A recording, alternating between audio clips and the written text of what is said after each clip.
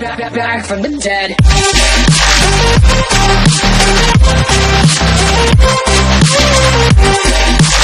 Crashing shortly after breakfast. By the time you get to work, you're hitting the coffee machine, you're craving sugar, you're craving sweets. All day long, you're either between caffeine and sugar, just trying to get your energy up. Well, it could be what you're eating for breakfast. Today, I'm going to count down the 6 worst things you can eat for breakfast and give you some good alternatives, too. The first thing on my list is pastries. So that's danishes, cinnamon rolls, any kind of sweet pastry item. The reason that these are on my list is because most pastries are made with just kind of your standard white flour. So it's a processed flour, and I've talked about this in previous videos, but when you're eating a processed white flour, that's empty calories. And so basically what that means is you're getting calories, but they don't really contain any nutrition. They don't really contain any fiber. They don't contain much in terms of nutrients. So I know we hear that term empty calories a lot, and sometimes we may think in our heads, oh, it's an empty calorie, they don't turn into fat. Well, wrong. Empty calories do turn into fat, and they turn into fat more so than your more nutritious calories that you get from a nutrient-dense food. Another thing about pastries is that they're also going to have a lot of sugar in them. So whether it's sugar or high fructose corn syrup or whatever that is going to spike your blood sugar, of course. So the worst thing you want to do in the morning is spike your blood sugar. It's going to not only make you hungry again sooner, but it also is going to really deplete the amount of energy that you're getting. So you may get that initial burst of energy, but as we know by the word sugar crash, pretty soon your energy is going to crash back down. So pastries, you're rarely getting any sustainable energy from them. It's a lot of empty calories, and it's going to spike your blood sugar and give you a sugar crash. So some good alternatives to pastries. If it's the carbs that you're looking for, then I would encourage you to look for 100% whole wheat flour pastry items. Sprouted grains are really good as well.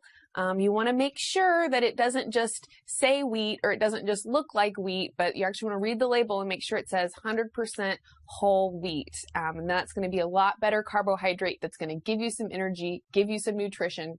If it's the sugar that you're craving in the morning, which is why you're reaching for pastries, then I would recommend fruits. A lot of times people roll their eyes when you talk about fruits, but fruits really are a lot of wonderful flavor, will definitely satisfy your sugar craving, and the more that you pull away from the high fructose corn syrup and the refined sugar, the more the sweetness of natural fruits will come out and be even stronger and more enjoyable. The next item on my list is cereal and skim milk. Cereals are actually the number 2 most purchased item in grocery stores in America, falling short behind sodas. So cereals, something that almost all of us will reach for in a hurry. For a lot of people, it's something that they're eating maybe once or even twice a day. The problem with cereals is similar to the problem with pastries, and that's that you've got a very highly refined wheat or corn going into the cereal, empty calories that are coming from something that doesn't have very much nutrition and isn't going to really give you any energy that your body can use. And so you've got a blood sugar spike that happens as a result of eating those highly refined flours and the sugar that cereal is also going to contain. So some good alternatives to cereal would be oats or oatmeal. If you read the back of the label, you can look for 100% whole wheat cereals. They've even got, rice flakes and other things like that generally are going to be more healthy than most of the name brand cereals that we see out there on the markets. The second part of this item is the skim milk. Skim milk is not only shortchanging you on the flavor, but it's also shortchanging you on the nutrition that you would gain from milk. So the fat content in milk is necessary not only because it's good, healthy fats for our body, but also because the fat in the milk is really crucial for digesting the rest of the milk, digesting the proteins and the lactose and the other components of the milk. So you really want to opt for at least 2%, if not whole milk. Of course, you want to, organic milk is going to be better. Grass-fed cows is always going to provide you healthier dairy than what you would find if you go for the skim milk or if you go for the other conventional brands of milk. The third item is egg whites or egg beaters, egg white omelets. A lot of people have been avoiding the egg yolk because of the fat content or the cholesterol, but ultimately this is not doing your body a service and it's not doing anything for the flavor of your food either. So you want to be eating the whole egg. The yolk is actually where most of the nutrients, the good omega-3 fats, are. So when you're just eating the egg white, not only are you less able to digest that egg, but you're really missing out on a lot of the nutrition.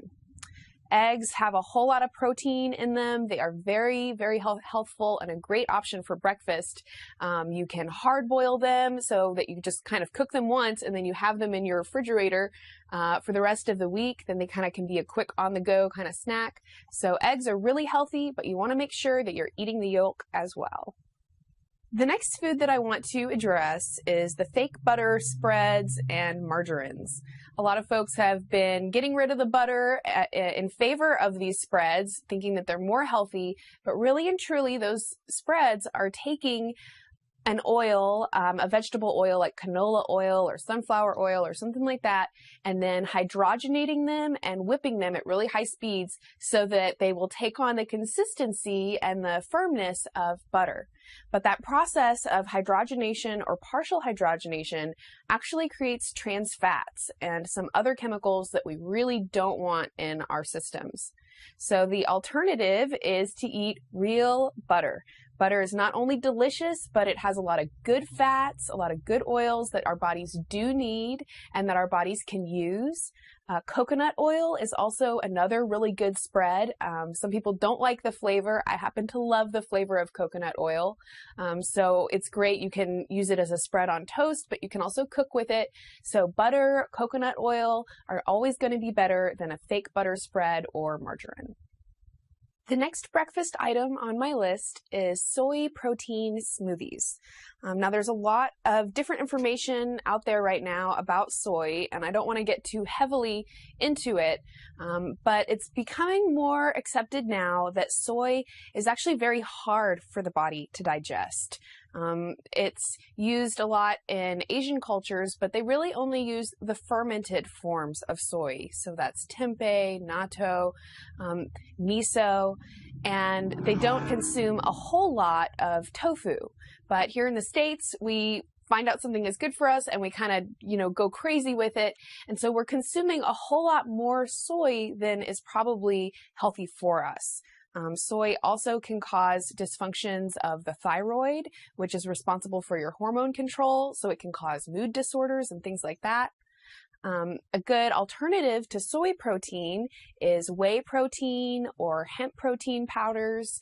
Smoothies in themselves are a really great breakfast item because they're quick and they're easy, and you can virtually throw anything into a smoothie. Almond butter and peanut butter is a great way to kind of thicken up your smoothie and add in some nuts that are going to help fill you up and add to that, satisfying fullness that we really need in the mornings. Hemp protein has a lot of other nutrients as well, a lot of good fatty acids and things like that, and a lot of fiber. So if you are somebody who relies on that protein shake in the morning, I'd encourage you to look at some of the alternatives to soy and try to eliminate soy from your breakfast smoothies as much as possible. The last item that I want to address is coffee. Coffee has a lot of different health effects, and you can check those out either on our channel or online. But basically what I want to get across in this video is that coffee alone is a really bad breakfast. Coffee is not only taxing to your adrenal glands, and as I mentioned, having a lot of other negative health benefits, but it's definitely not a good substitute for breakfast. It's really important that we're eating some good nutrients in the morning. When we wake up, a good thing to start with is a glass of water, but then from there, you really want to aim to get some nutrients, to get some good fats, to get some good proteins, so that you're really helping your body create energy and make you less likely to have to go back to the coffee machine over and over, trying to get out of that like lethargic morning slump that it's so hard to get out of.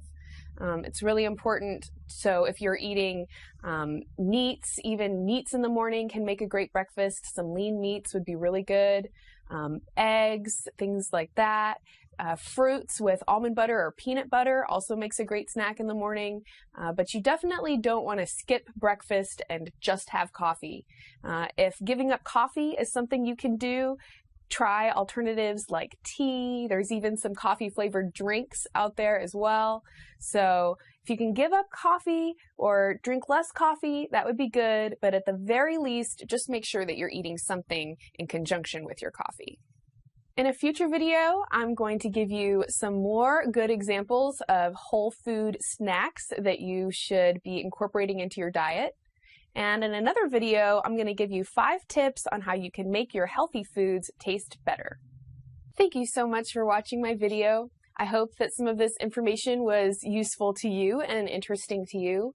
Please give me a thumbs up if you liked it.